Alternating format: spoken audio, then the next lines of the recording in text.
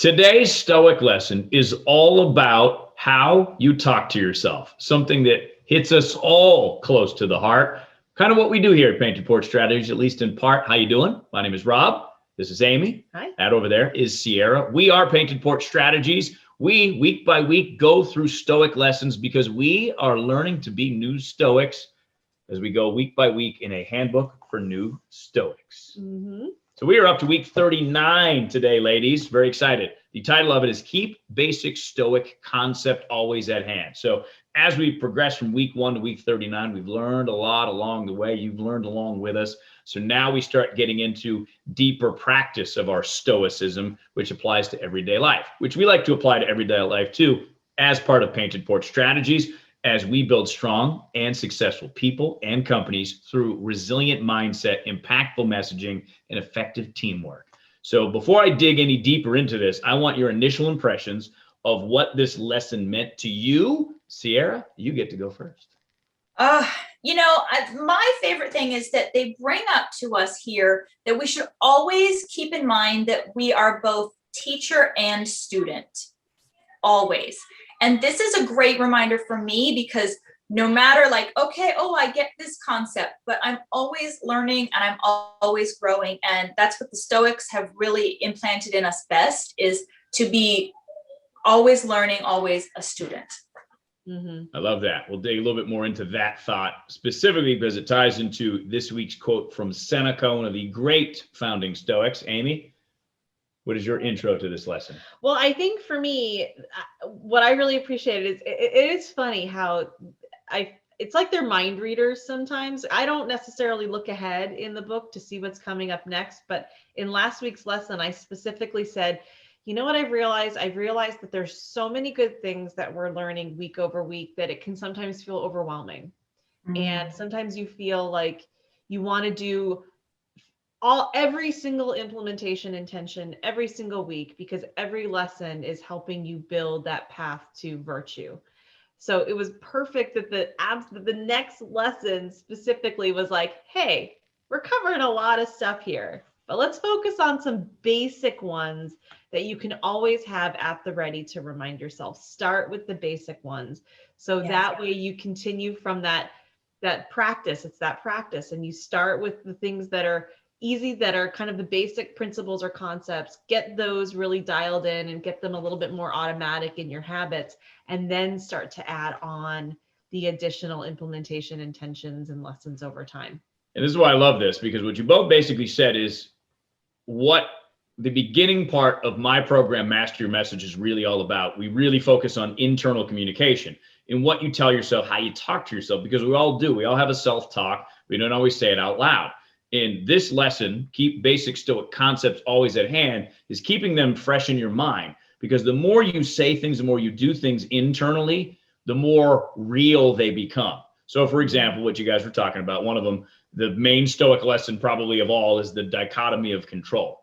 So if you ask yourself a question, which is one of my implementation questions, is this within my control or not? Very basic, goes back to probably week 1 or 2 or 3 in our Stoic lessons. If you ask yourself that all the time, you are automatically going to create that habit. So we've gone through life, and Sierra talks about this in her program, Radical Mindfulness, quite a bit. I'm 40, almost 43. So I've had 43 years of programming experiences and all these things that spit out automatic reactions. It's time to now take control of those reactions. So however old you are right now, you can decide whether you're 98 or 8 or anywhere, even a 4, I guess, anywhere in between, that I want to be in control of the programming.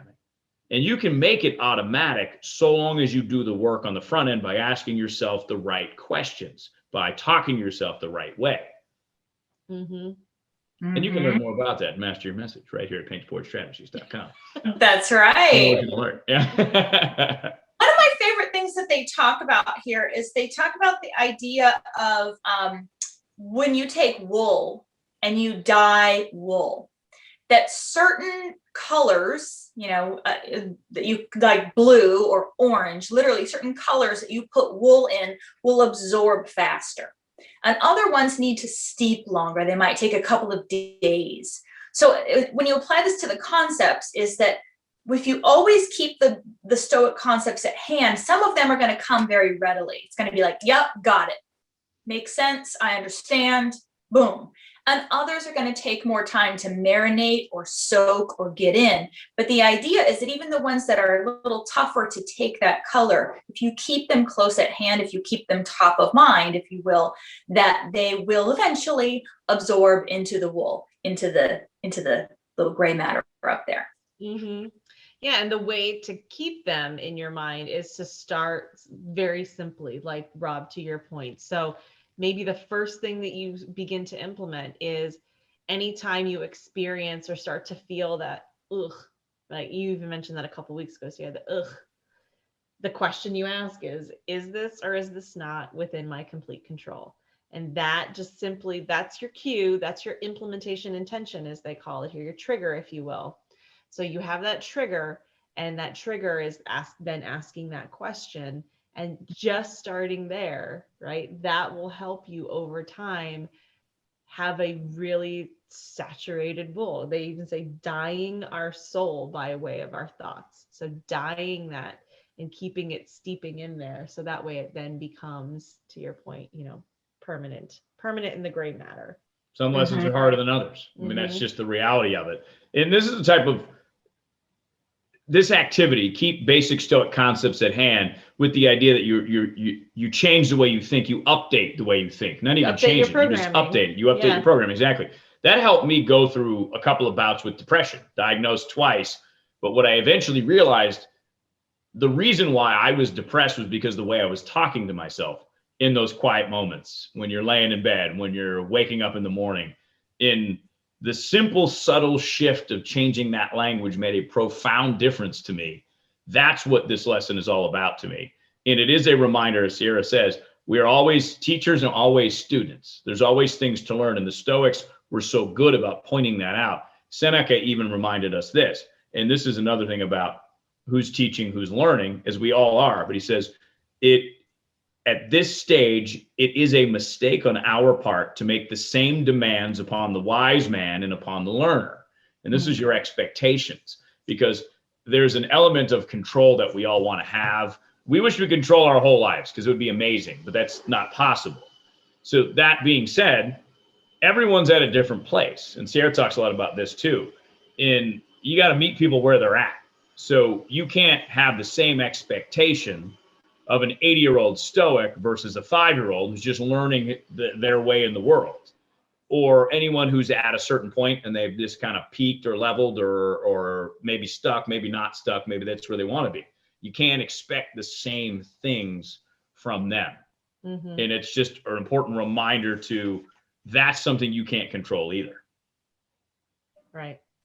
Great point. And trying to control it is just going to create insanity or imbalance in your own head. Yep, exactly. Exactly. So I think that that's hugely important too, because I did what you guys typically do, and there's lots of notes and highlights and yes! here on this one, because it was so personal for me. And a couple of other things I wrote down to try to think about, because what they want you to do is the implementation exercise is to update your programming, update your thoughts, tie it to Stoicism in this case. So one of the ones I wrote is, what can I learn from this situation? No matter the situation, because every moment presents an opportunity to learn something. So I went with, is this within my control or not? What can I learn from this situation? And the third one I wrote, because they wanted us to do 3 as part of our exercises, which again are a part of if you're just joining us for the first time, every week at the end of the chapter, they have you do a little exercise. So my third one was, when do I find myself wanting, and why? Wanting something I don't have, or wanting to be somewhere else. And then why am I wanting? What is it I'm really wanting? And digging into that. And I think that those are the 3 basic kind of concepts that I want to kind of run with for the next little while. Yeah.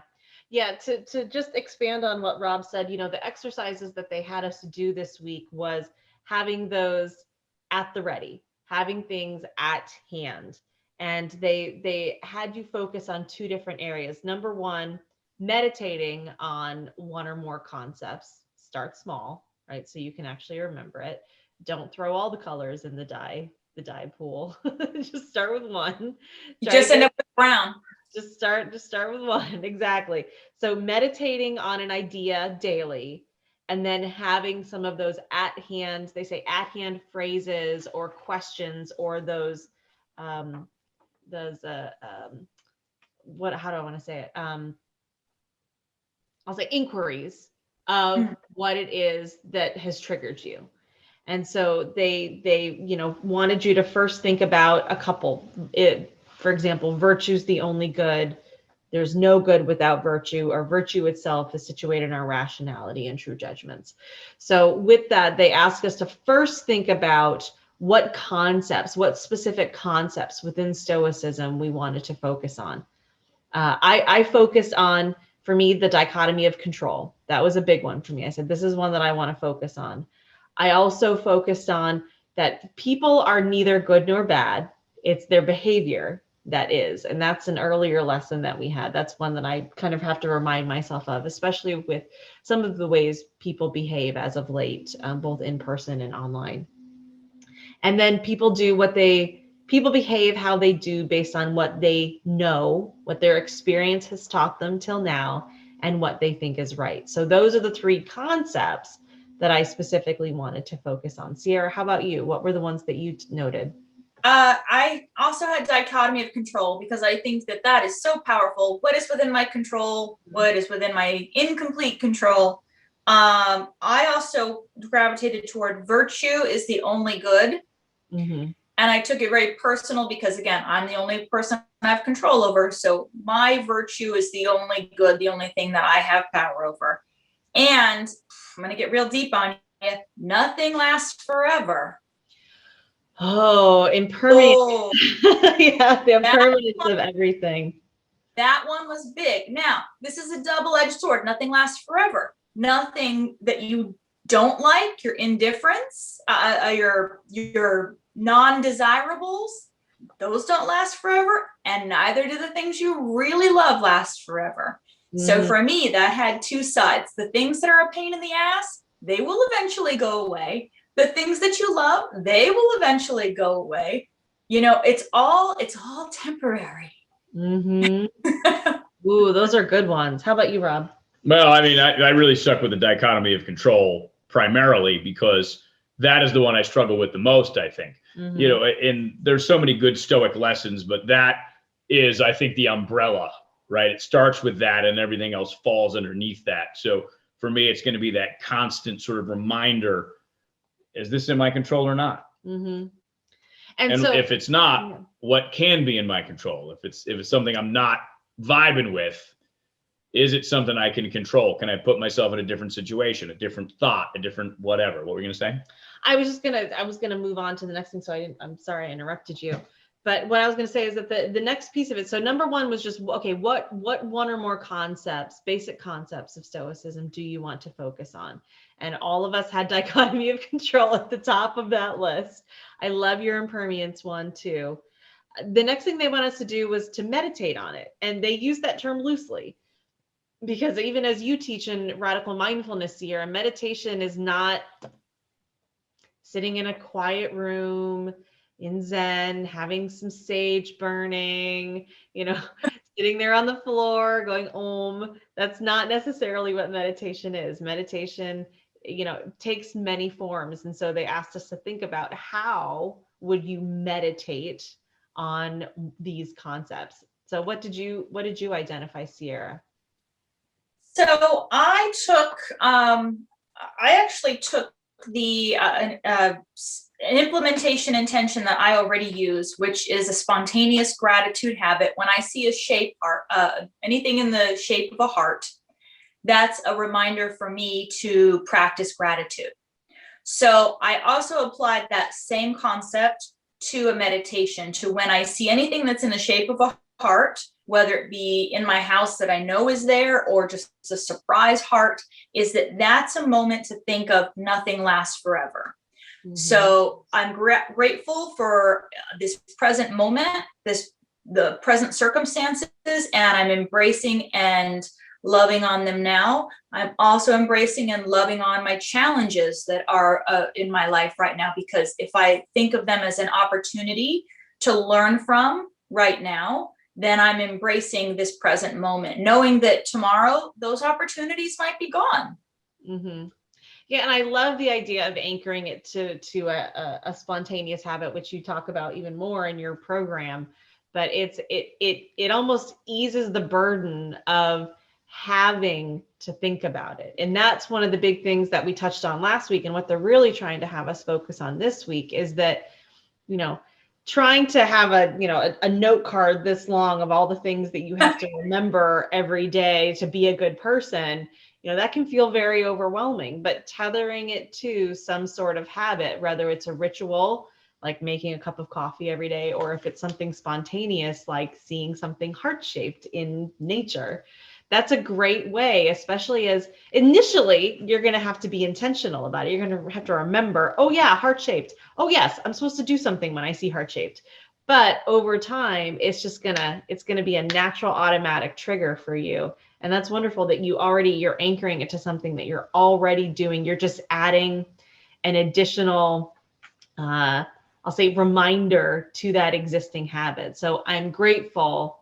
I'm going to embrace this moment, but also know that I need to let things go because they Well, won't it's already something that I look for. It's already something that's top of my mind. And so when I want to keep it at hand, something that is already top of my mind is seeing a heart shape. I mean, I can see a heart shape in just about anything. So Mm-hmm. What about you, Rob? What was your implementation, or how did you meditate on this? It's really starting the day with the reminder. And I just wrote, as you guys were talking, midday check-in. So there's almost like at the beginning, you want to have, start the day with a reminder. And you might even just want to put it on your phone, like just set the thing on your phone so it pops up. Oh yeah, I got to remember to do that. And then you might want to do it at noon or 1 o'clock in the afternoon to kind of remind yourself. And then at night, kind of review. Okay, what'd you learn today? What'd you miss? What can you do better tomorrow? Those kind of things. So in order to choose your trigger, which I think is what Sierra did, is instead of your regular triggers that are going to happen in your life anyways. So choose your triggers for the positive moments, for the positive things, for the reminders is important. And I think I'm going to start with the start the day reminder, midday check-in, and then review before sleepy time. Mm-hmm. Perfect. Yeah, mine was the same as yours. I didn't do the midday, but I said I'm going to read those 3 concepts: the dichotomy of control. People are neither good nor bad, only their behavior is. And people behave how they do based on what they know and think is right. Read that in the morning. Marcus Aurelius says something very similar. We've talked about that before. He has in his meditations, he's like, every morning when you arise, remind yourself that you are going to be dealing with people who are ungrateful, ignorant, whatever it may Nincompoops. be. Nincompoops, yes. Knuckleheads. Sticks in the mud. Whatever 1920s term you want to use for it. Flappers. Knees, cat's pajamas. Exactly. But remind yourself that you're going to encounter difficult people and know that they behave how they behave because they only know what they know. And you can only expect them to react as if they know what they know.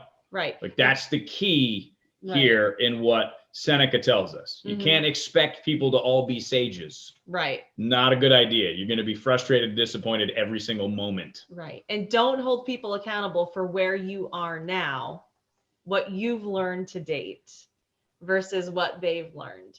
Often I think we do that where they should know better, but they don't. Or they haven't taken the time to really think about it. Maybe ultimately, like deep down, yes, they know better, but they haven't learned how to recognize that yet.